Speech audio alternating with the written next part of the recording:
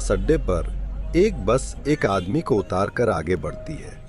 वो सूरज था, जिसका शहर से रतनपुर गांव में तबादला हुआ था। थोड़ा इधर उधर देखने के बाद वो गांव के चौपाल की तरफ बढ़ा। ठंड की पहली बारिश का मौसम था।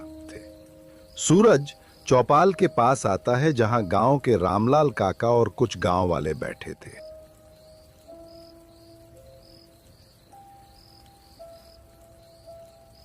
काका, मैं सूरज मेहरा, नया डाक कर्मचारी। शहर से तबादला हुआ है। ठंड की बारिशों के मौसम में सरकार ने यहां भेज दिया। यहां के डाकखाने का कर्मचारी दफ्तर में ही है या घर चला गया? अच्छा, तो तुम हो न्याय कर्मचारी। बाबू, यहाँ दफ्तर में इतनी रात तक कोई नहीं रुकता। वो भी ठंड के बारिश के मौसम में तो दफ्तर शाम 4 बजे ही बंद कर दिया जाता है। क्यों भला? ऐसा क्यों सरकार हमें 4 बजे दफ्तर बंद करने की तनख्वाह नहीं देती?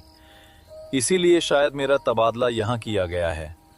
वो यहाँ ठीक से काम नहीं कर रहा होगा। बाबू, मैं तो यही कहता हूँ कि आप भी इतनी देर रात तक काम मत करना। और हाँ, इस मौसम में सारी चिट्ठियाँ मत देखना, खासकर वो चिट्ठियाँ जिन पर पता न लिखा गया हो।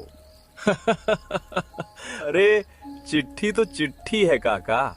डाक बांटना मेरा काम है। कोई भूत प्रेत थोड़े ही मिलेंगे। ठंड तो शहर में भी होती है, तो यहाँ की ठंड से या बारिश से क्या डरना? आपका तो ऐसे चेहरा उतरा है जैसे कोई भूत देख लिया हो।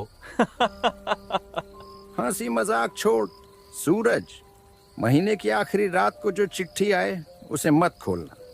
वो डाकिया वो ठंडी बारिश में आता है और ले जाता है। पिछले साल मोहन चाचा को ले गया था। डाकिया? रामलाल जी, मुझे तो कहा गया था कि यहाँ अभी तक कोई डाकिया नियुक्त नहीं किया गया।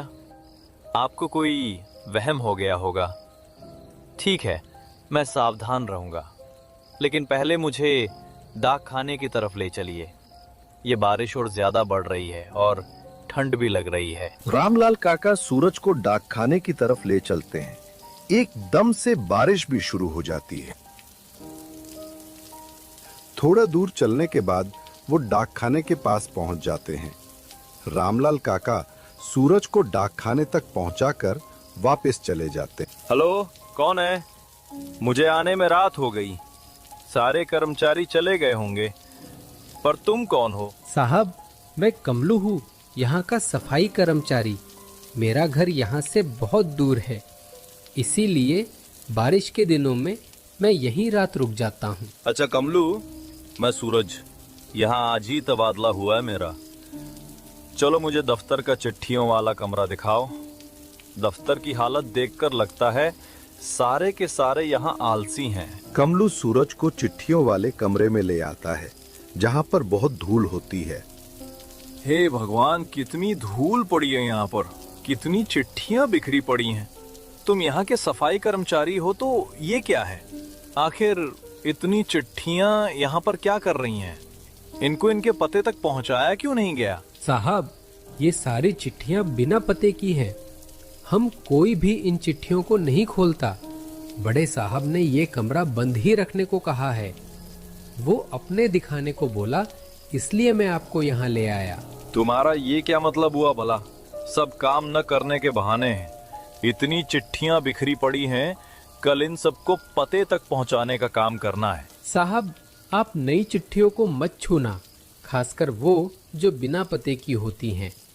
ये ठंडी बारिश में वो चिट्ठियां आती हैं और जो इन्हें खोलता है वो। कमलू, ये सब गांव की कहानियां हैं। चिट्ठी बिना पते की हो तो क्या, कोई ना कोई तो भेजता होगा। मेरे सामने काम न करने के बहाने नहीं देने। हम काम करने की तनख्वाह लेते हैं, बहाने मारने की नहीं। नहीं साहब, वो डाकिया बेचता है। पिछले साल मोहन चाचा ने ऐसी चिट्ठी खोली थी। ठंडी बारिश की रात थी। अगली सुबह वो चौपाल पर पड़ा था। चेहरे पर ऐसी मुस्कान थी जैसे कोई भयानक सपना देख लिया हो। उसके बाद से वो कभी भी उठा। क्या हुआ मोहन चाचा को? बोलना कमलू। और ये डाकिया कौन है? कोई गांव का आदमी तो नहीं? जो मजाक करता हो। कोई आदमी नहीं साहब, छलावा है। दिखने में इंसानी चेहरा और लाल आंखें।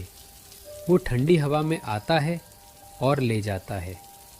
आप चिट्ठी मत खोलना साहब। कमलू बाहर आकर सूरज को गांव की बातें बता ही रहा होता है कि तभी बाहर से किसी के आने की आवाज आती है। तभी गांव की लड़की माया वहां आती है। वो खड़ी होकर गांव में आए अजनबी को देखती है। कमलू भैया, ये कौन है? वो भी हमारे गांव के डाकखाने में। बाहर बारिश ज्यादा हो रही थी और मैं घर की ओर जा रही थी, तो मैंने सोचा थोड़ी देर यहाँ रुक जाऊं। बारिश थोड़ी हल्की होने पर घर चली जाऊंगी। अरे माया, ये सूरज बाबू हैं। हमारे गांव ने तबादला हुआ है इनका। आज ही पहुँचे ये। यही डाकखाने के मुखिया हैं अब। माफ करना बाबू, मैंने पहचाना नहीं। बाहर बारिश बहुत तेज है, ठंड भी बहुत हो रही है। अगर कोई आपत्ति न हो तो क्या थोड़ी देर के लिए मैं यहाँ रुक सकती हूँ? डाकिया आ जाएगा, इसलिए डर लग रहा है। हाँ हाँ माया जी, वैसे भी ठंड में बारिश में भीगने से बीमार हो जाओगे। आप बैठिए और मुझे ये डाकिये के बारे में बताएं। जब से यहाँ आया हूँ इस डाकिया के बारे में ही सुन रहा हूँ। कमलू, वहां से स्टूल उठा के ले आ। तुम दोनों भी बैठ जाओ। यहाँ की चिट्ठियाँ बस कागज नहीं होती। कुछ चिट्ठियाँ आपके अंदर का डर जगा देती हैं। मेरे चचेरे भाई ने ऐसी ही एक चिट्ठी पढ़ी थी। ठंडी रात थी, बारिश हो रही थी। फिर क्या हुआ? तुम भी कमलू जैसी बातें कर रही हो। बताओ ना माया, ये डाकखाने की कहानियां क्या हैं? और ये डाकिये के बारे में सब क्या क्या बोलते हैं? ये डाकिया है कौन? मेरा भाई रमेश, उसने बिना पते वाली चिट्ठी खोली और अगली सुबह चौपाल पर वो चला गया। चेहरे पर मुस्कान थी। वो डाकिया उसे अपने साथ ले गया। ठीक है बाबू, बारिश हट गई है, मैं अब घर जाऊं। आप बस चिट्ठियां मत खोलना, डाकिया आ गया तो नहीं बच पाओगे। अरे पता नहीं तुम सब लोग ये अंधविश्वास से कब बाहर आओगे। चलो छोड़ो, तुम घर जाओ। माया, इससे पहले फिर से बारिश शुरू हो जाए। ये बोलकर माया वहां से चली जाती है।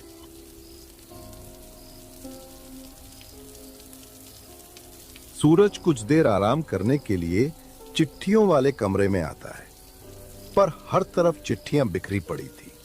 उसको बैठने या लेटने के लिए कोई जगह ही नहीं दिख रही थी। तभी उसका ध्यान एक चिट्ठी पर जाता है जो अलग से पड़ी हुई थी। सूरज उसे खोल कर पढ़ता है तो उस पर लिखा होता है, तुम्हारी माँ तुमको छोड़कर नहीं गई, उसके साथ हादसा हुआ।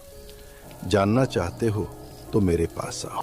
वो चिट्ठी पढ़ने के बाद सूरज का मुंह घबराहट से खुले का खुला ही रह जाता है।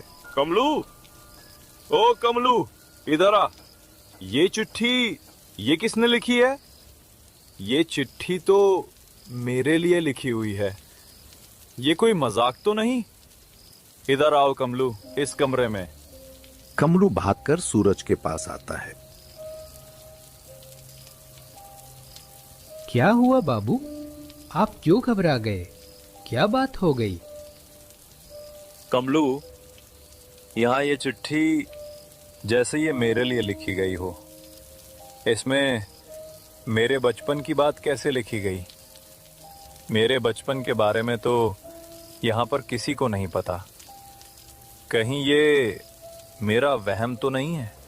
साहब, आपने चिट्ठी पढ़ ली। मैंने आपको मन किया था कि ये चिट्ठियों को मत पढ़ना। अब हो गया।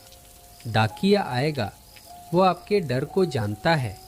ठंडी हवा में उसकी मुस्कान दिखेगी। मेरा डर ये उसको कैसे पता चला? मैं तो इस गांव में पहली बार आया हूँ। मेरे बारे में उसको कैसे पता?